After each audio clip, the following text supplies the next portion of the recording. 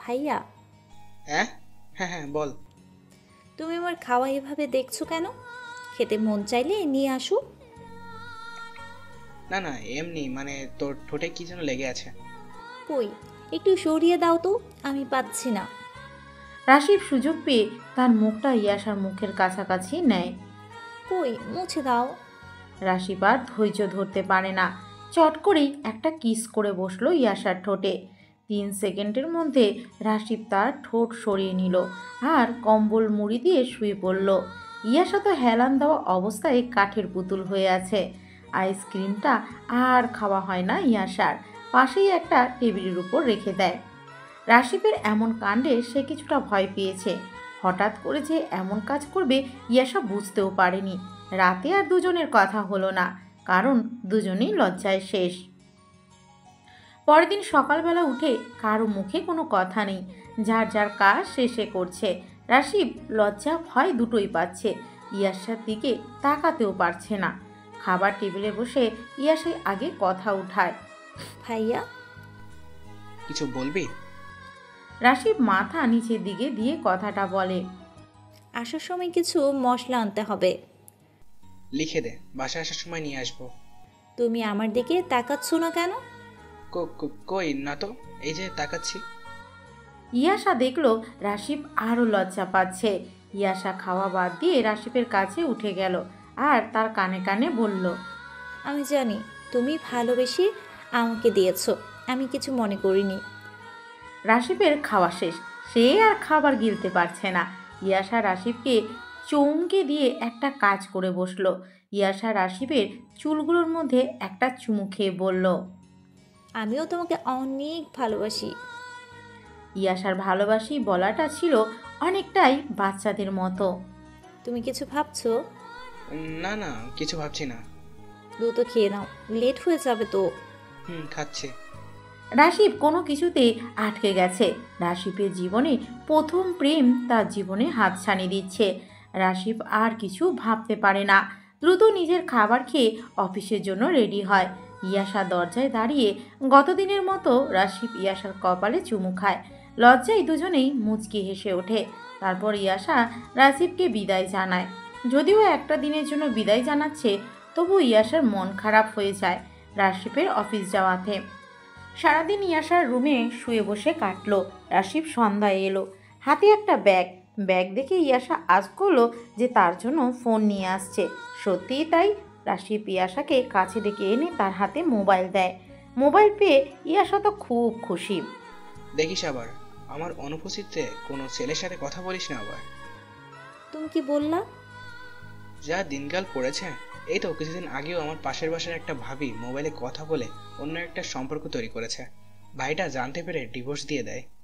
তুমি আমাকে এটা শোনালে কেন? এটার জন্য অনেক সংসার ভেঙেছে তাই। আমাকে এমন মনে হয়?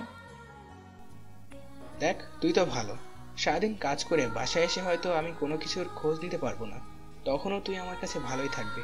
কিন্তু এর মধ্যে যদি অন্য কিছু করে। রাশি পুরো কথাটা শেষ করার আগেই ইয়াশার দেওয়ালে মোবাইলটা ঢিল মারল। এক ঢিলেই মোবাইল কুপোকাত ভেঙে একদম ঝাঁঝরা হয়ে গেছে। এই, এটা কি করলি? বড় আমিও হয়েছি, আমিও কিছু বুঝি। সংসারে যাতে সন্দেহ না ঢুকে সেই ব্যবস্থাই করলাম।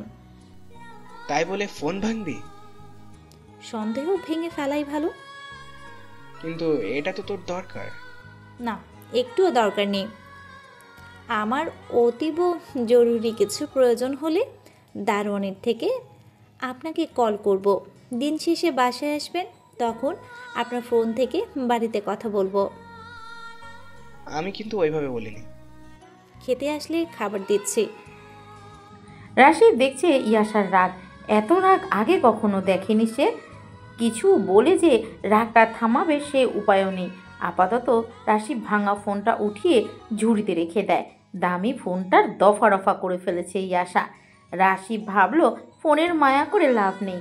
ওদিকে ভাত বেড়ে একের পর এক ডাক শুরু করেছে ইয়াশা। রাশিদ দৌড়ে চলে যায় খাবার টেবিলে। আসতে এত সময় লাগে? আমি ফোনটা ময়লা ঝুড়িতে রেখে আসলাম। খেয়ে নিন। রাশিবের সাথে ইয়াশাও খেয়ে নেয়। এই মন খারাপ নিয়েই ইয়াশা বিছানায় শুয়ে থাকে।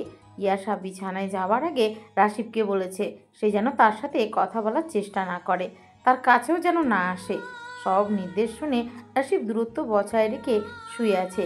ইয়াশা আগের দিনের মতো করে শুয়ে আছে। রাশিব গুনগুন করে গান ধরেছে।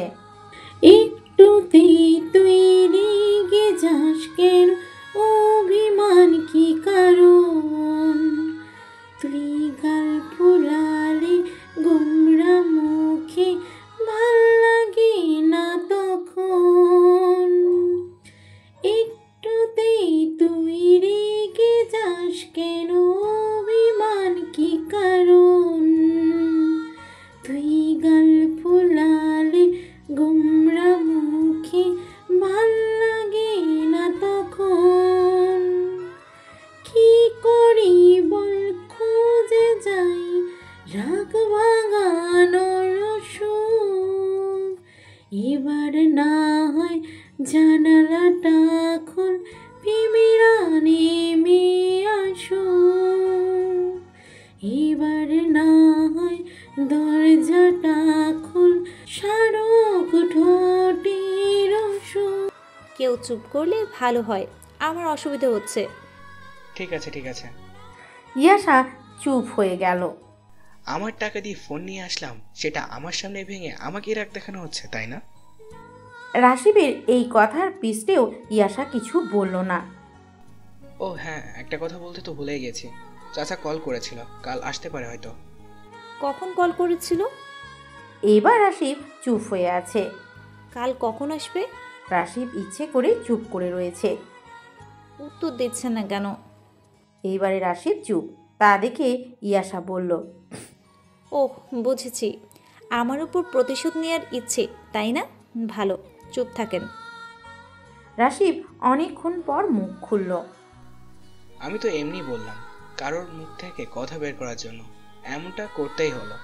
ভুলে না হয় একটা কথা বলেই ফেলেছি, তাই বলে কি ক্ষমা করে দেওয়া যায় না? আমি তার বড়, তবুও তার কাছে আমায় ছোট হতে হয়। আপনাকে কিছু বলেছি আমি? বলেন নাই, এটাও একটা অপমান। আপনি আমার সাথে আপনা আপনি করে কথা বলছেন কেন? একজনের কাছে ছোট হয়ে গিয়েছি তাই। ঘুমান, গুড নাইট। ইয়াশা ধীরে ধীরে রাশিবের কাছে আসা শুরু করলো। আস্তে আস্তে রাশিবের বুকের উপর এসে শুয়ে পড়ল। কেউ যেন আমার বুকের উপর না ঘুমায়। আর রাগিয়ে দিও না, অনেক কষ্টে রাগ কমিয়েছি। আমার উপর এত রাগ কেন তোর? আমাকে কষ্ট দিয়েছো তাই। আমি কখন কষ্ট দিলাম? তুমি যে কথা বলেছো ওরকম আমি কখনো ভাবিনি। আর তুমি? বললাম তো আমি ভুল করেছি। হুম। যা হয়েছে আমারও রাগ নেই, ঘুমিয়ে যা। আমি তোমার বুকেই ঘুমাবো। আমার অনেক সমস্যা হবে। কি সমস্যা হবে? তুই বুঝবি না, যা তোর বালিশে কি ঘুমা। হুম, আমি এভাবেই থাকবো। ছোট বাচ্চাদের মতো পুরো শরীরটা আমার উপরে রাখছে, ভালো করে নিঃশ্বাসও নিতে পারছি না। তাতে আমার কি? আমার ভালো লাগছে, আমি থাকবো। এই ইয়াশা কম্বলটা মাথার উপর দিয়ে টেনে নিল। তারপর রাশিবের বুকে মাথা রাখলো। রাশিবও তার দু হাত ইয়াশার পিঠের উপর রাখলো। দুজন অনেকক্ষণ চুপচাপ থাকলো। তারপর, যে আপনি কি ঘুমিয়ে গেছেন? না। মাকে একটু আসতে বলবেন, সাথে বাবাকেও। কালকে আসতে বলবো? হ্যাঁ। যা কল দিয়ে কথা বল। এত রাতে ঘুমিয়ে গেছেন মনে হয়। তবু কল দিয়ে কথা বল। ইয়াশা ফোন হাতে নিয়ে উঠে গেল। ব্যালকনিতে এসে তার বাবার ফোনে ফোন করলো। ওপাশ থেকে রিসিভ করলো ইয়াশার মা। মা কেমন আছো? ভালো রে, তুই এত রাতে কল দিছস কেন? কোনো সমস্যা হয়েছে? না মা, শোনো, কাল তুমি আর বাবা আমাদের বাসায় আসো। আরে বাড়িতে অনেক কাজ আছে। না না, আমি কোনো কথা শুনবো না। তোমাদের আসতে বলেছি, আসবা। আচ্ছা দেখি। কোনো দেখা দেখি নাই। আচ্ছা যাব। আর তুই এই এত রাতে জেগে আছিস কেন? ঘুমাস নাই? এই তো এখন ঘুমোবো। রাশিফ কেমন আছে? ভালোই আছে। আচ্ছা মা, রাখছি এখন, কাল কিন্তু আসছো তাহলে। আচ্ছা রাখ। ইয়াশা কথা শেষ করে এসে দেখে রাশিব একদিকে কাত হয়ে শুয়ে আছে। এভাবে কেন? উপর হয়ে শুয়ে পড়েন। আবার আবার মানে সবসময় আমি যেমনটা চাই তেমনটাই থাকতে হবে। বড় হয়েছেন তো কি হয়েছে, সংসারে আমি বড়। ঠিক আছে ঠিক আছে। রাশিব আবার উপর হয়ে শুয়ে পড়ল। ইয়াশার আগের মতো রাশিবের বুকের উপর মাথা রেখে রাশিবকে জড়িয়ে ধরল। এখন আমার চাচি আর চাচাকে কল করে আসতে বলো। তারা আসবে কেন? আমার বাবা মা আসছে। ওনারা কেন আসবে না? ওনারা আমার বাবা মা থেকে কম কিসে? বাড়িতে অনেক কাজ আমি জানি, তারা এখন আসতে পারবে না। কাজ সবার থাকে, আর এই কাজের মধ্যে সময় বের করে নিয়েও আসতে পারবে। তুমি ফোন করো। এখনই? হুম, এখনই। রাশিবও বাড়িতে কল করলো। তার বাবা মা আসতে রাজি হলো। ইয়াশার বাবা মা যে আসছে সেটাও জানিয়ে দিল। কাল তো সবাই একসাথে আসবে। হুম, একসাথেই তো। ধ্যাত, একটু ভুল করে ফেলেছি। কি ভুল? বুড়ি মানে দাদিকে তো আসতে বললাম না। ওনার কথা তো আমারও মনে ছিল না। আবার ফোন করো এখনই। দুজনের বাড়িতে কল করেই বলা হলো দাদিকে যেন সাথে নিয়ে আসে। অনেক কথা হয়েছে, অনেক রাত হয়েছে, এখন তুই তোর বালিশে যা। ঠেকা পড়ে গেছে আমার, আমি এখানেই থাকবো। বুঝিস না কেন? কি বুঝবো? ইয়াশা রাশিবের চোখে চোখ রেখে বলল। কিছু না। কথাটা বলেই রাশিব অন্যদিকে তাকালো। এই যে, এদিকে একটু তাকাও তো। বল। ইয়ে দাও না। ইয়ে কি? তুমিই তো বলো আমার ঠোঁট তোমার অনেক পছন্দ, তুমি সেখানে ইয়ে দিতে চাও। মায়ের খাওয়ার ইচ্ছা হচ্ছে তাই না? ইয়ে খাওয়ার ইচ্ছে হয়েছে? তোর ইয়ে ইয়ে কিন্তু আমি। আমার কি দোষ? গতকাল তো তুমি লোভ ধরিয়ে দিয়েছ। থাক, লাগবে না। আমার পিঠে হাত বুলাই দাও, আমি ঘুমোবো। ঘুম পাচ্ছে আমার। এখন ঠিক আছে। রাশিব ইয়াশার পিঠে হাত বুলিয়ে দিল। গুনগুন করে গান করো। এখন হবে না। হবে। হবে না। ম্যাজিক দেখবা? দেখা। ইয়াশা রাশিবের বুকের উপর থেকে মাথা উঠালো। তারপর দুহাত দিয়ে রাশিবের গালটা আলতো করে ধরে কপালে আর দুগালে চুমু খেলো। আহ, আমার কাজ শেষ। এখন আমি যা বলবো সেটাই করবে তুমি। হুম। বাচ্চাদের মতো করিস। তুই এমন করলে কি চুপ থাকা যায়? কি করতে হবে? গুনগুন করে গানও করতে হবে, আবার ঠোঁট ইয়েও দিতে হবে। দেখ, ওটা এমনি এমনি হয়ে যাবে, তবে এখন না। ইয়াশা আবার রাগ করে। এত রাগ করতে পারিস তুই? আমার উনির সাথে আমি তো এমন করব, তাই না? আমি তোর কি? ভাইয়া। পাজি একটা।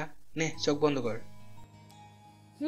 পরদিন সকালবেলা গ্রাম থেকে দুই পরিবারই ফোন করে বলে তারা কেউই আসতে পারবে না। উল্টো রাশিব আর ইয়াশাকে সময় পেলে যেতে বলেছে। রাশিব আর ইয়াশার প্রথমে একটু মন খারাপ হলেও পরে এমনিতে ঠিক হয়ে যায়। দিন শেষে ঝগড়া, হাজার হাজার কথা দুজনকে কাছ থেকে আরও কাছে নিচ্ছে। মাস তিনেক পর তাদের মধ্যে প্রেম হয়েই যায়।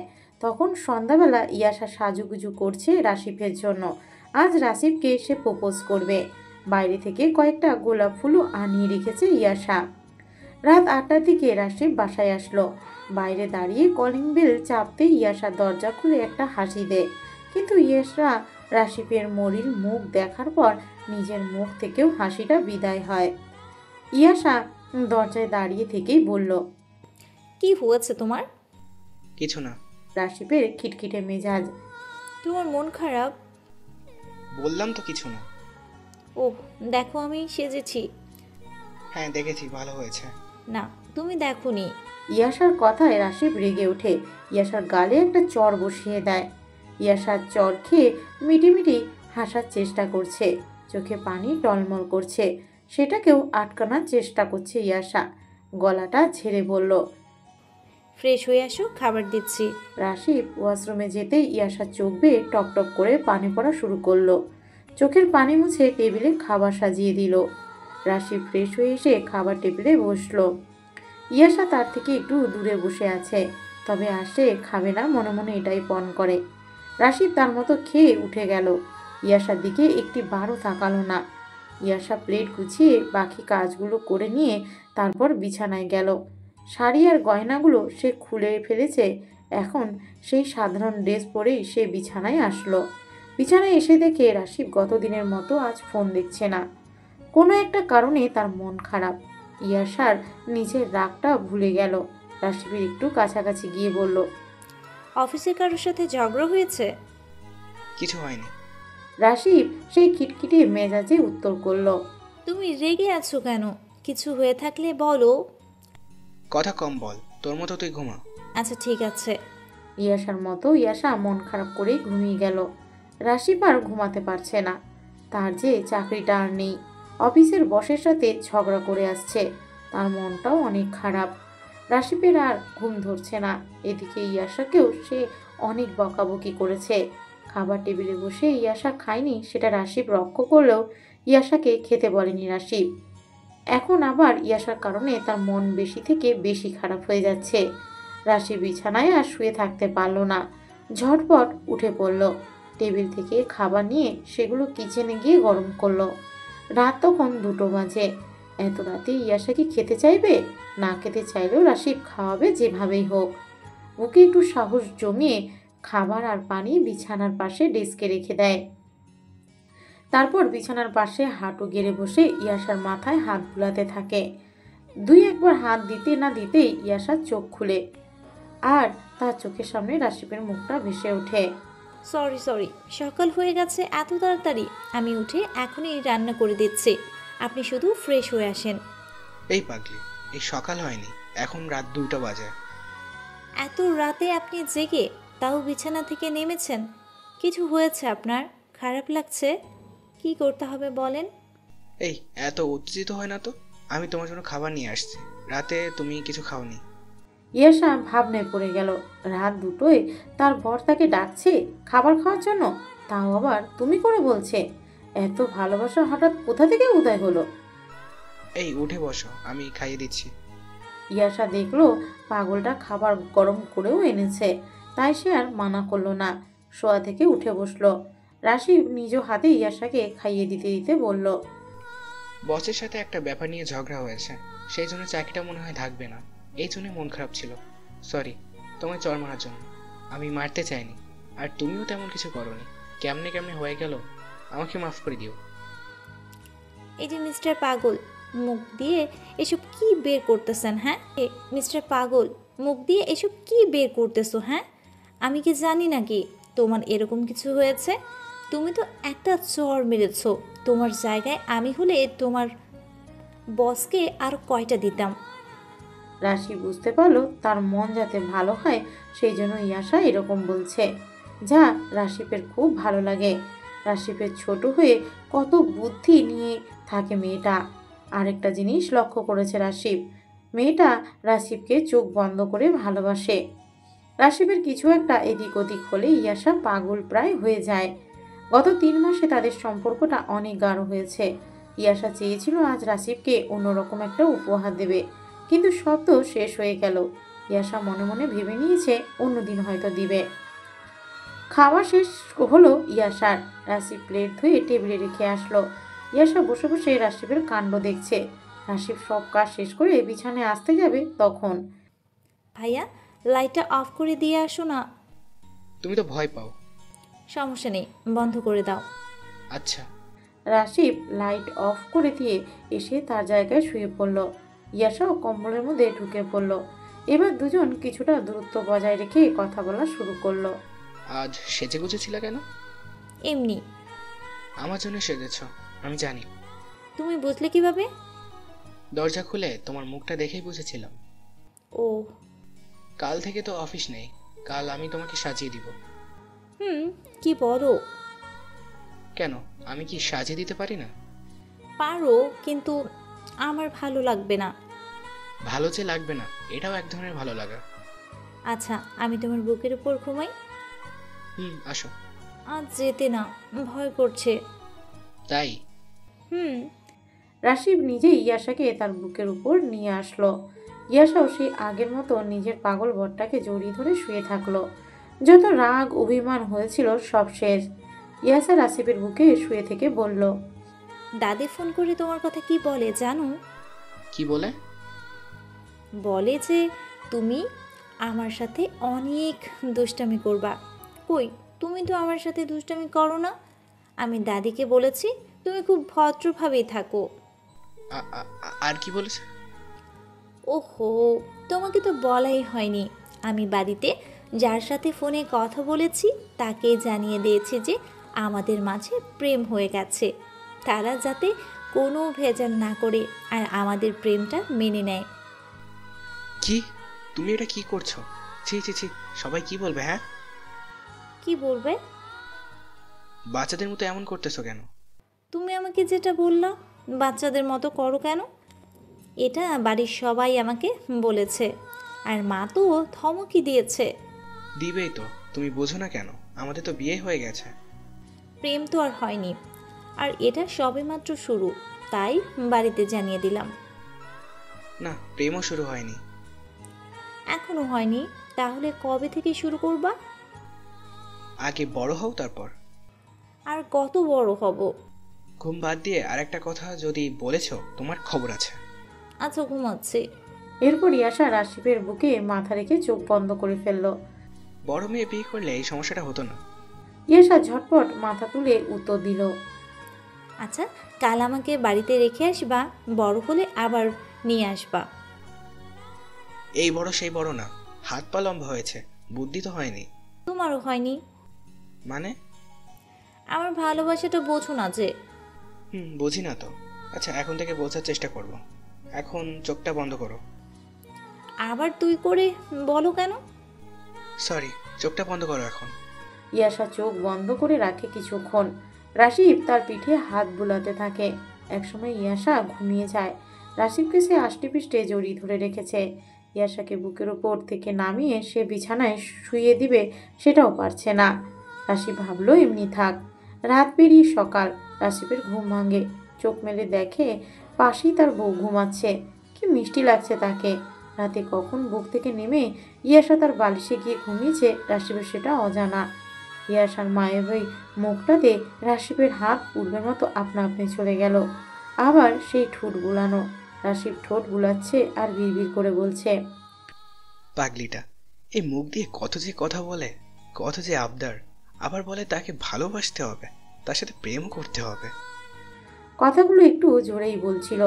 কথা বলা শেষে রাশিব ইয়াসার দিকে এগিয়ে যায়। গতদিনের মতো আজ আর কপালে বা চোখে না, সোজা ঠোঁটে চুমু খায়। উপরের ঠোঁটে দুটা আর নিচেরটাতে একটা। রাশিব ঠোঁট সরিয়ে নিতেই ইয়াসা বলল, নিচের ঠোঁটে একটা বাকি আছে।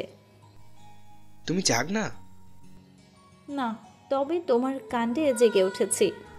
আমি যা বলেছি শুনেছ? কি বলেছো? তাহলে শুনতে পাওনি? সেটা আমার শোনার লাগবে না। যেটা বাকি আছে সেটা দিয়ে দাও। থাক, পরে দিবনি। না, এখন এখন। বাচ্চাদের মতো করো কেন? দিচ্ছি দিচ্ছি। রাশিব আবার এগিয়ে গিয়ে ইয়াসার নিচে ঠোঁটে একটা চুমু খায়। এই যে মশাই, মুখ সরিয়ে নেওয়ার দরকার নেই। আপনার নাকটা আমার নাকে লাগিয়ে রেখে কথা বলেন। কথা যে বলবো, উঠে রান্না করবা না? হুম, আজ আমার ছুটি। আপনার তো অফিস নেই। অফিস বলতে চাকরিটাই তো নেই। যেদিন হবে সেদিন থেকে আবার আমি রান্না করব, আর ততদিন আপনি রান্না করতে থাকবেন। আমি যে পারিব না। এটা বললে তো হবে না, রান্না যে করতেই হবে। তুমি কিন্তু পাশে থাকবে। পাশে না, বুকের মধ্যে থাকবো। তাই? জি, শুনো, একটা বুদ্ধি আসছে আমার মাথায়। আমরা এই সুযোগে গ্রামে চলে যাই, কিছুদিন থেকে আসি। নতুন চাকরি খুঁজতে হবে তো। আরে বসের সাথে তো তোমার ঝগড়া হয়েছে। চাকরিটা তো চলে যায়নি, আর গেলে গেছে। আমার শ্বশুর আব্বার যে সম্পদ আছে, মনে তো হয় না তোমার 14 পুরুষ খেয়ে শেষ করতে পারবে। আর তুমি শহরে এসে অন্যের অধীনে কাজ করতেছো। আমার ভালো লাগে। এই জন্যই তো কিছু বলি না। চলো না, আজ যাই। মাকে খুব দেখতে ইচ্ছে করছে। তাই? হুম। চলো। সত্যি? হ্যাঁ সত্যি তো, চলো সকলেই রওনা হব। বলার সাথে সাথে রাজি হয়ে গেলে কত খুশি যে লাগতেছে আমার। আমার পাগল পাগল বরটা, অনেক ভালোবাসি তোমাকে। নিয়ে যেতে তো রাজি হয়েছি, শুধু এজন্য ভালোবাসা? না, তুমি না নিয়ে গেলেও ভালোবাসি। আচ্ছা তাহলে যাওয়া এখনই ক্যান্সেল? ইয়াশা একটু মন খারাপ করলো, তবে মুখে হাসি লেগেই আছে। রাশিদকে সে বুঝতে দিল না, মিষ্টি হেসে বলল। আচ্ছা চলো উঠি এখন। রাশিদ ইয়াশাকে ধরে কাছে টেনে নিল, উঠতে দিল না।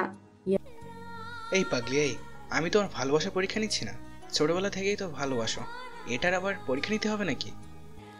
আমি তো পরীক্ষা নেওয়ার কথা কিছু বলেছি? মুখে বলনি, তবে মনে মনে ঠিকই ভেবেছ। ইয়াশা এবার চুপ করে রইল। এই মাস কয়েক হলো বিয়ে করেছে, তবে এখনো? কি? কিছু না। বলো কি? গ্রাম থেকে এসে বলবো। চুম খাবো। এখনো? আমার তো টাইম টেবিল নেই, যখন ইচ্ছে। শুরু করো। রাশিদকে ফলো করে ইয়াশাও রাশিবের মতো চুমু খায়। তারপর দুজন উঠে একসাথে ফ্রেশ হয়ে রান্নাঘরে ঢোকে। মিষ্টি ঝগড়া চলতে থাকে আর রান্নাও হতে থাকে। ঝগড়া রান্না দুটোই শেষ হওয়ার পর খুব তাড়াতাড়ি দুজন খেয়ে নেয়। আমি ব্যাগ গুছিয়ে নিই। আমি কি বসে থাকবো নাকি? আমিও গোছাবো। আচ্ছা, আমি কাপড়গুলো এনে দিই, তুমি ওঠাও। এনে দাও। ইয়াশা কাপড় এনে দিচ্ছে আর রাশি ভাঁজ করে ব্যাগে তুলছে। সব প্যাক করা শেষে। তুমি কোনটা পরবা? বোরকা পরে যাব তো, তাই এই 3 পিসটাই পরি। আমি পরিয়ে দেই। রাশিবের মুখের কথা শুনে ইয়াশার চোখ বড় বড় হয়ে গেল। এমন অবস্থা যে কথায় বের হচ্ছে না। রাশিব তো কথাটা বলে মিটমিটিয়ে হাসছে। তুমি পরে আসো, আমি মেকআপ লাগাতে হেল্প করব। এবার ইয়াশা যেন একটু স্বস্তি পেল। দুজনের প্রায় রেডি হওয়া শেষ। ইয়াশা তার মেকআপ লাগানোর জন্য রাশিবকে ডাকে। ইয়াশার ডাক শুনে রাশিব এসে বলে। হ্যাঁ ডাকছো কেন? তুমি না মেকআপ লাগিয়ে দিবে? বা এটা তো আমার জন্য রেখে দিয়েছো, দাও আমি লাগাই। রাশিব মেকআপ লাগাতে লাগাতে বলল। আমি পুরো দায়িত্বটা কবে পাবো? আপনি খুব দুষ্টু হয়ে গেছেন। জানি না কবে পাবো, সেটা শুনতে যাচ্ছি। আগে গ্রামে থেকে ফিরি, তারপর। এখনই। আপনিও দেখি আমার মতো বায়না ধরা শুরু করেছেন। তোমার কাছ থেকে শেখা। মেকআপ লাগানো শেষে ইয়াশা রাশিবের দিকে ঘুরে বলল। আপনার মাথাটা একটু নিচের দিকে আনুন। রাশিব একটু নিচু হলো। ইয়াশা রাশিবের কপালে দুটো চুমু খেয়ে বলল। চলো এখন যাই। বাহ, ভালোই কন্ট্রোল রাখতে শিখে গেছো। বকবক থামাবি তুমি? রুম লক করে দুজন বেরিয়ে পড়লো গ্রামের উদ্দেশ্যে। রাস্তায় এসে বাস ধরলো। বাসে উঠে ইয়াশা বসেছে জানালার ধারে আর রাশিব তার পাশে। খুঁটিনাটি কিছু কথাবার্তা চলছে দুজনের মাঝে। বাসের শব্দ আর লোকজন বেশি থাকায় তেমন কথা বলছে না দুজন। বাস চলছে আপন গতিতে। ইয়াশা তার হাত দিয়ে রাশিবের একটা হাত শক্ত করে ধরে আছে। ভয় লাগছে? ভয় নেই, হাইওয়েতে তো দ্রুত গাড়ি চলে। আসার দিন এত দ্রুত যায়নি। আরে পাগলি, ভয় নেই, আমি আছি তো। ড্রাইভারকে বলো ধীরে চালাতে। ওনারা নিজেদের মতন করে খুব সাবধানে চালাচ্ছে, ভয় নেই। কিছু খাওয়া তুমি? না, কিছু খাবো না। খুব ভয় পাচ্ছ তাই না? আচ্ছা, শহরে ফিরতে ট্রেনে ফিরবো। সত্যি তো? হ্যাঁ সত্যি, তবে একটা শর্ত আছে। কি শর্ত? রাশিব ইয়াশার কানে মুখ লাগিয়ে বলল। আপনার গোলাপি রাঙা এই ঠোঁটটা আমার চাই। ইয়াশাও রাশিবের কানের কাছে মুখ নিয়ে বলে। এটা তো আপনারই। কথা বলতে বলতে হঠাৎই ওভার স্পিডের কারণে গাড়িটা উল্টে গেল। সাথে সাথে পুরো মহাসড়ক নিস্তব্ধ। রাস্তার দুই দিকের গাড়িগুলো দাঁড়িয়ে গেল। উল্টে যাওয়া বাসটির পেছনের চাকা খুলে একদিকে চলে গেল। দাঁড়িয়ে থাকা গাড়িগুলো থেকে লোকজন দৌড়ে আসতে লাগলো। গাড়ির ভিতরে বাম পাশে থাকা যাত্রীগুলোর অবস্থা একদম খারাপ। হয়তো কয়েকজন তখনই মারা গেছে। রাশিব বাড়ি আসা ছিল ডান পাশে। রাশিব কিছু সময়ের জন্য জ্ঞান হারিয়েছিল। তার জ্ঞান যখন ফিরল তখন সে আরেকটা লোকের উপর পড়ে আছে আর রাশিব নিজের উপরেই দেখতে পায় ইয়াশাকে। রাশিব খেয়াল করলো ইয়াশা তার হাতটা এখনো শক্ত করে ধরে আছে, কিন্তু সেটা ইয়াশার অজ্ঞান অবস্থায়। ইয়াশাও অজ্ঞান হয়ে পড়ে আছে। রাশিব ইয়াশাকে সরিয়ে নিজে উঠে দাঁড়ানোর চেষ্টা করলো, কিন্তু শরীরে কোনো শক্তি পেল না। ততক্ষণে দমকল বাহিনীর লোকজন আর হাইওয়ে পুলিশ এসে গেছে। রাশিবও উঠে দাঁড়িয়েছে। রাশিব আশেপাশে তাকিয়ে দেখতে থাকে কিছু লোক একদম চুপচাপ শুয়ে আছে, আর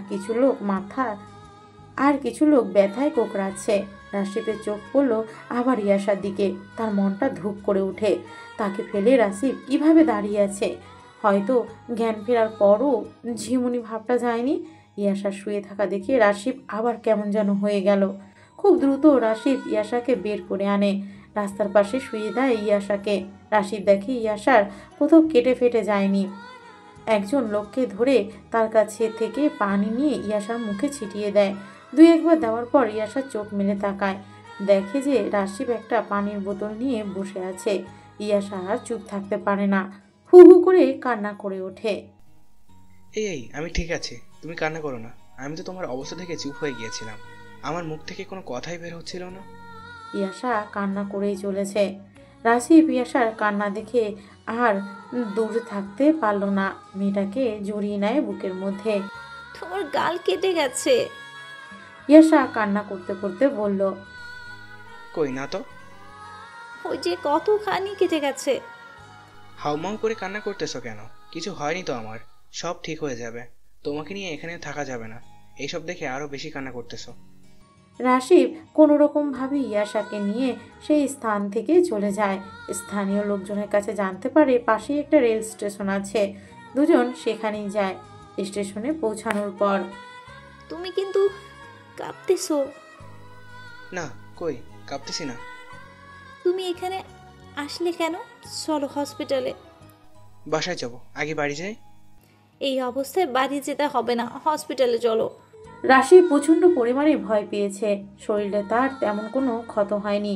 রাশিব হসপিটালে যেতে নারাজ, কিন্তু ইয়াশা রাশিবের অবস্থা থেকে ভাবে হয়তো কোনো কিছু হয়েছে, রাশিব লুকাচ্ছে।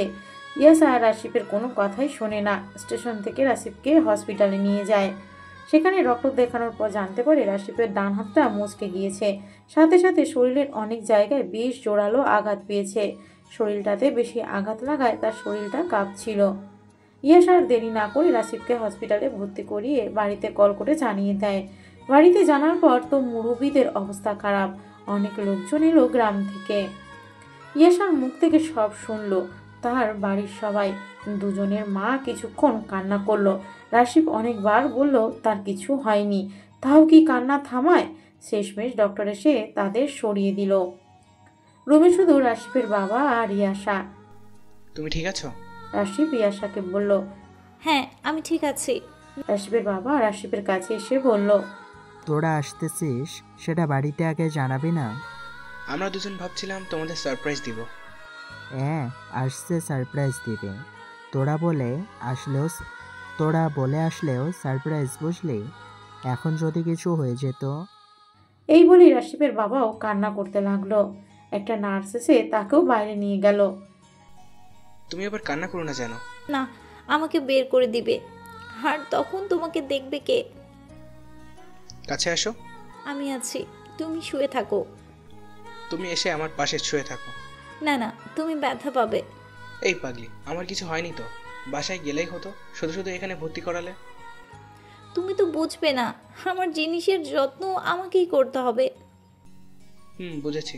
এখন আসো, পাশে এসে একটু শুয়ে থাকো। তুমি চুপ করবা নাকি বকা দিব? বাসায় গিয়ে শুয়ে থাকবা। এখানে সবাই কি বলবে? হ্যাঁ, পাজি একটা। রাশিব একটা রাত হসপিটালে থাকলো। পরদিনই সবাই মিলে চলে গেল গ্রামের বাড়িতে। একদিন চলে গেল পরিস্থিতি স্বাভাবিক হতে। এদিকে অফিসের বস ফোন করেছিল অফিসে যেতে। রাশিব জানিয়ে দেয় সে অ্যাক্সিডেন্ট করেছে, কিছুদিন পর থেকে যাবে। রাশিব একদিনে অনেকটাই সুস্থ হয়েছে, আর সেটা ইয়াশার কারণে। গ্রামে এসে তার পাগলামি আরও বেড়েছে। রাশিবের গায়ে তেল মালিশ করা, কাটা স্থানে স্যাক দেওয়া আর সময় মতো ওষুধ খাওয়ানো। প্রত্যেকটা মিনিটে রাশিবের কেমন লাগছে সেটা শোনা। সব মিলিয়ে ইয়াশা রাশিবের সাথে আঠার মতো লেগে আছে। ইয়াশা গ্রামে এসে এখনো তার বাড়িতে যায়নি। তার এক কথা, রাশিবকে সে এক মুহূর্তের জন্য ছাড়বে না। রাশিব যে কাজ করতে সক্ষম সেটাও করতে দিবে না ইয়াশা। এরকম একদিন চলে যাওয়ার পর এক সন্ধ্যাবেলায় ওরা দুজন রুমে বসেছিল। বাইরে ভেজা ঠান্ডা পড়ছে। একসময় খুব কম লোকজন বাইরে কাজ নিয়ে পড়ে আছে, বাকি সবাই ঘরে। তো বিছানায় দুজনে হেলান দিয়ে বসে আছে, পায়ের উপর কম্বল নেওয়া। তুমি বাড়ি থেকে ঘুরে আসো। তোমাকে সাথে নিয়ে যাব। আমি ছাড়া একা একটু ঘুরে আসো। আমি তোমাকে রেখে গেলে তোমাকে খাওয়াবে কে? আমি তো খেতে পারি। আর কিছু সময়ের জন্য যাও। সেই কিছু সময় তোমার যদি কোনো দরকার হয় তখন? তুমি এত দূরে থাকার মানুষ নাও, কাছে আসবে একটু। ইয়াশা তার জায়গা ছেড়ে দিয়ে রাশিবের বালিশে গিয়ে হেলান দিয়ে বসলো। রাশিব তার হাতটা ইয়াশার পিছন দিয়ে নিয়ে তাকে আরও একটু কাছে টেনে নিল। তারপর কপালটা টেনে একটা চুমু খেয়ে বলল, আমাকে সাথে নিয়ে যাবো তোমাদের বাড়ি? একা একা কেন যাব? একা যাওয়া যায় না। না, এখন আমি তুমি মিলে একজন, তো তাই যাওয়া যায় না। আমার তুমিটা এত লক্ষ্মী কেন? তুমি অনেক ভালোবাসো তাই। আমার সাথে সারা জীবন এভাবে পাড়ি দিতে পারবে? জি না, এর থেকে ভালোভাবে পাড়ি দিব। কথাটা বলেই ইয়াশা হাসলো। পাগলি একটা, বুকের মধ্যে আসবে? না, তুমি ব্যথা পাবা। ব্যথা নেই। তাও যাব না। আসো না একটু। এভাবে ডাকলে কি আর বসে থাকা যায়? ইয়াশা রাশিবের বুকে গিয়ে লুকালো। রাশিব তখন শুয়ে পড়েছে, আর ইয়াশা রাশিবের উপর থেকেই কম্বল দিয়ে মাথা ঢেকে আছে। মাথাটা বের করো তো। ঠান্ডা। এখন ঠান্ডার অজুহাত দেওয়া হচ্ছে তাই না? বের করো বলছি। ইয়াশা আস্তে আস্তে কম্বলটা সরিয়ে তার মাথা বের করে। ইয়াশার চুলগুলো তখন এলোমেলো হয়ে গেছে। কিছুদিন পর বাচ্চার মা হবেন, আর এখন এইভাবে কম্বলের মধ্যে লুকোচুরি খেলতেছেন বাচ্চাদের মতো। ইয়াশা রাশিবের মুখ চেপে ধরলো আর বলল, মানে মুখ দিয়ে যা আসে তাই বলে যাবা, তাই না? ওইটা দেরি আছে। ওইটা মানে? বাচ্চা সেটা দেরি আছে, আগে প্রেম করে নিই। আর কত? যতদিন না আমার মন ভরছে। এখনো মন ভরে না কেন? দোষ তো সব তোমার। আমাকে যেভাবে ডাকো আমি আর ঠিক থাকতে পারি না, তোমার মাঝে বারবার হারিয়ে যাই। হারিয়ে গেলে হবে না তো, সবাই আমাদের দিকে তাকিয়ে আছে। কি জন্য? একটা বাচ্চা। ইয়াশা আবার রাশিবের মুখ চেপে ধরলো। মানা করি, তারপরও বলতে হবে তাই না? আমার জ্বালাতে ইচ্ছে করে। তুমি অসুস্থ তাই সহ্য করতেছি, এখন সুস্থ থাকলে এর হিসাব নিকাশ করে নিতাম। সুযোগ যখন পেয়েছি তাহলে আর একটু চালাই। কি করবা আবার? রাশিব ইয়াশাকে বুকের সাথে একদম লেপ্টে নিয়ে বলল, বলতে লজ্জা লাগছে, তবু বলছি, আপনার ওই গোলাপি রাঙা ঠোঁটের স্পর্শ কি পেতে পারি? আবেদনটা করার পর রাশিব ভেবেছিল ইয়াশা হয়তো লজ্জা পাবে, কিন্তু ঘটনাটা ঠিক তার উল্টো হলো। ইয়াশা কান্না করতেছে। এই কান্না করতেছো কেন? গতকাল যদি কিছু একটা হয়ে যেত? ধুর পাগলি, এখনো ওইটা নিয়ে পড়ে আছো? আমি কই একটু ওই দিকে যাচ্ছি আর উনি আরেক দিকে নিয়ে যাচ্ছেন। আচ্ছা সরি, যেটা চাইছিলাম সেটা নাও। এখন আমি নিতে পারবো না। তোমার না এটা অনেক প্রিয়? কান্না করছো তাই নিব না।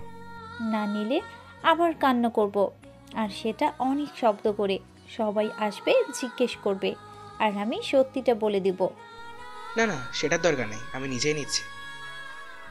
রাশিব ইয়াশার চোখের পানি মুছে দিল। তারপর সেই আগের মতো হাতের বুড়ো আঙুল দিয়ে গোলাপি আভার উপর হাত বোলালো, আর সেই ঠোঁটের স্পর্শ নেওয়া। সব মিলিয়ে তাদের ভালোবাসা আরও গভীর থেকে গভীরতর হচ্ছে, যেটা কখনো হারিয়ে যাবার নয়।